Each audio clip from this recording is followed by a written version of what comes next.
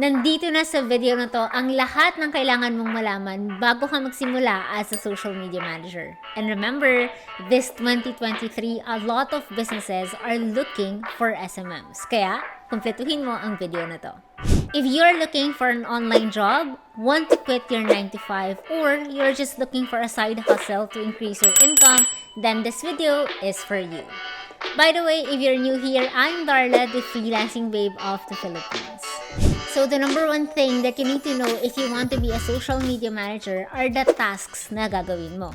By definition, social media managers are ordinarily responsible for developing strategies to increase followers, creating and overseeing social campaigns, producing content, reviewing analytics, and communicating with stakeholders in a company. So basically, as a social media manager, your task is really to create content, do campaigns, communicate with the team, and of course, make sure na ang lahat ng campaigns nyo, lahat ng efforts nyo are directed to your marketing goal. So ano nga ba yung mga tasks ng social media manager? In this video, I'm going to be discussing 10 tasks of a social media manager. Yes, 10 dahil ang social media manager ay hindi lang tig-edit at tig-post sa Facebook, Instagram, o kahit na anong social media platform. It is more than just that. But before we dive right in, I just want you to know na itong mga tasks na to, you don't need to offer all of them. You just need to select 3 to 4 tasks or services and then create an offer about that, and then yun na yung i-offer mo as social media manager. Again, ayaw nating ma-overwhelm. The first one and the most common of all is content creation or copywriting. So as a content creation expert, all you need to do is to create content directed to your target audience. So your target audience are the ideal clients of the business na sinuserve mo. Good content should be informative, entertaining, relevant, and of course, actionable. And your content can also take various formats. It could be a graphic photo, it could be a brand photo, it could be a carousel, it could be a video, it could be a reel, etc. And it also depends on the goal of the content and goal of the company.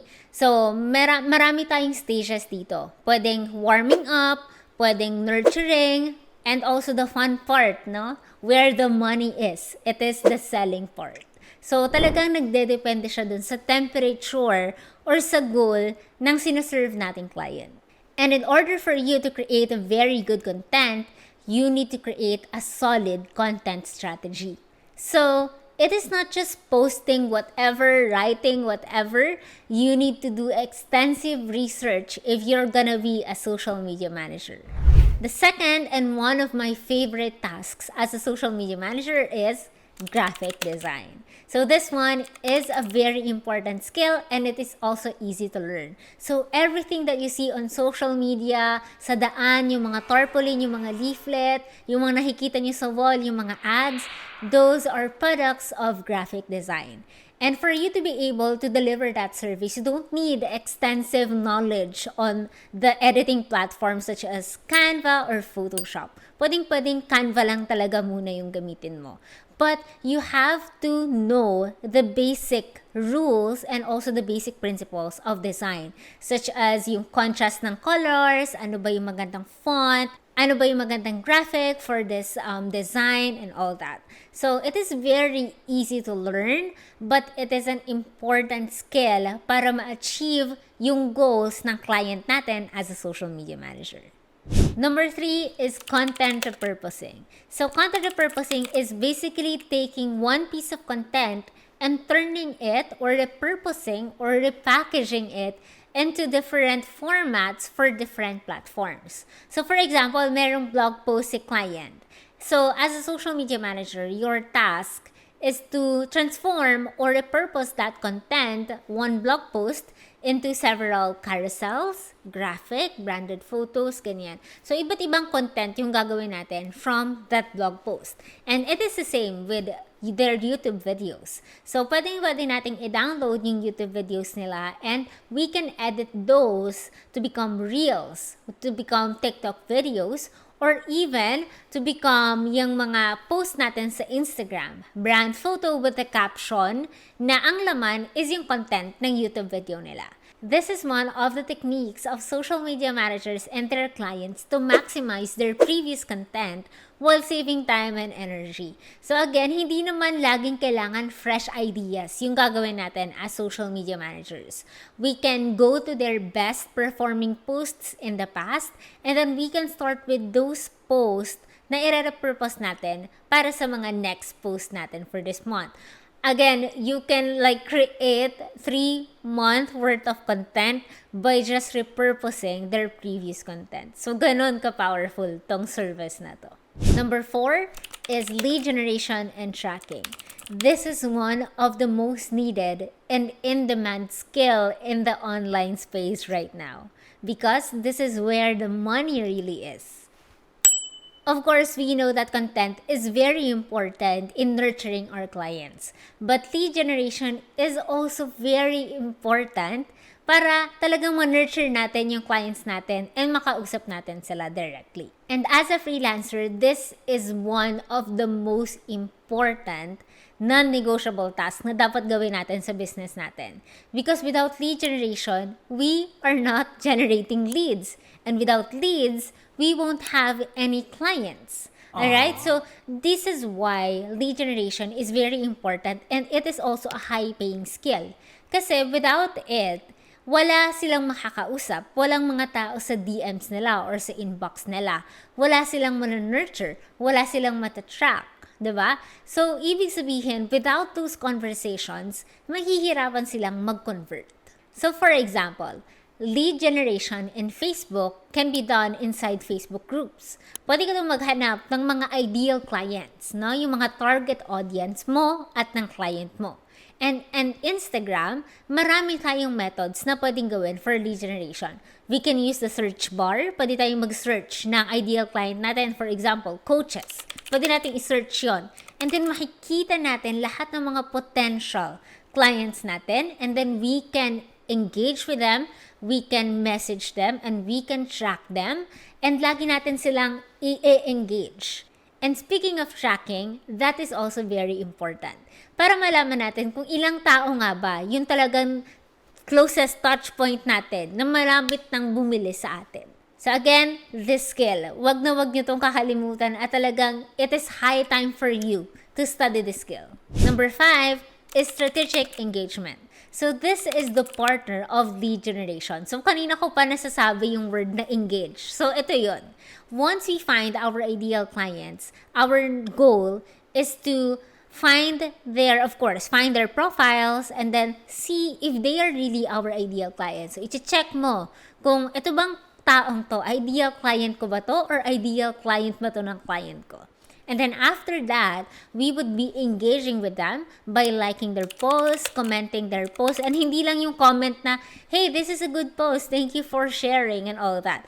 It should be meaningful, alright? And then after that, we will be messaging them para mapasok sila sa inbox natin. So this is very important, especially if we are already on the selling part of our strategy. And also with engagement, it will also enable your account to be seen by more people. Kasi imagine you are leaving a comment on other people's posts. So, ibig sabihin, yung account mo would be more visible to more people kasi syempre makikita nila yung comment mo. And if it is a meaningful comment, then they would be able or they would be pushed or motivated to click on your account, visit what you do, and of course, that could be a potential client, right? So again, the 5th one is strategic engagement. Very important, high-paying skill today, kaya aralin. Number 6 is direct messages or inbox management. So if we are doing engagement and lead generation every single day, then imagine kung gaano karaming messages ang mapupunta sa inboxes natin or ng client natin. And if you are working with a client, most probably, wala na silang time para sumagot sa lahat ng messages, right? So as a social media manager, one of your tasks is to organize their inboxes. You need to flag. Kung sa Instagram man, you need to flag. So sa Facebook, you can also tag them as important and also you have to track people kung sino ba dapat yung i-follow up mo, sino ba yung priority, sino ba yung dapat i-message on that day, and all that. So this is very important and it really helps a lot sa ating mga clients. Seventh skill is selling via DM. Now that we are already talking about our clients' inboxes, one premium skill that you can offer as a social media manager is selling via direct messages. So this means getting our ideal clients or our clients' ideal clients into private conversation, asking them qualifying questions, and of course, leading them into the sale. So usually, we have a format or a structure in doing this. But it really depends from client to client. Hindi talaga siya one script fits all. It really depends on the niche of the client, yung feels ng conversation and all that. But as a social media manager, meron tayong steps to know if the lead or if the potential client is already ready para doon sa selling phase. Eighth skill is community management. So this one is familiar to most of us. We all know Home Buddies, Hampas Lupa Buddies, and all the FB groups na sikat ngayon. And inside these Facebook groups, they have community managers who keep the group engaged and of course organized. And this skill is also best combined with graphic design and copywriting because as a community manager, your task is to really engage with the community. So you need to come up with engaging posts na talagang mapapa-comment yung mga tao sa loob ng group so that they will feel na talagang included sila, no? There is a sense of community within the group. And if you are also familiar with NFTs, ang dami naghahanap ng community managers, especially doon sa platform kung saan most of them are using, which is Discord. And of course, clients who have big Facebook groups most probably have bigger businesses. So talagang meron silang budget. So having this skill, you will be able to attract premium clients. So you can specialize on this skill alone. Ninth is hashtag strategy. As most social media managers know, figuring out hashtags is not easy. And as for everyone's information, hashtags work different from platform to platform. So in Facebook, hindi siya ganun ka-effective and it is not required na maraming hashtag on Facebook. Unlike Instagram, wherein you can include 18 to 30 hashtags. And also, it works better in IG and LinkedIn than Facebook. So talagang magkakaiba sila. And as a social media manager, as someone who can offer hashtag strategy, this is very important because you can just provide clients with hashtag sets. So may mga set kasi yan, diba? Depending on the size. And also the category and also kung kailan siya gagamitin. And of course, there should also be a strategy. You should also give the client when and how to use these hashtags para mas maraming makakita ng kanilang mga content. And in doing this task, marami tayong mga applications or softwares na pwedeng gamitin. The top of my mind right now is Flick, and another one that is free and you could already visit that website. I will link it down below, which is GravTag. So you can use softwares like this para makapag-search ng mga relevant and useful hashtags for your client. 10th and one of the most fun skill is Reels editing and strategy. So if you know TikTok, you can definitely do Reels. It basically works like TikTok. You need to come up with ideas, with trending topics and all that, edit those videos and post them into Instagram. But of course, the algorithm of Instagram and TikTok is very different. So as a real strategist, you are expected to come up with content that can be turned into reels, good editing skills, but it is not required to edit on Premiere and other softwares. You can just edit using the Instagram application.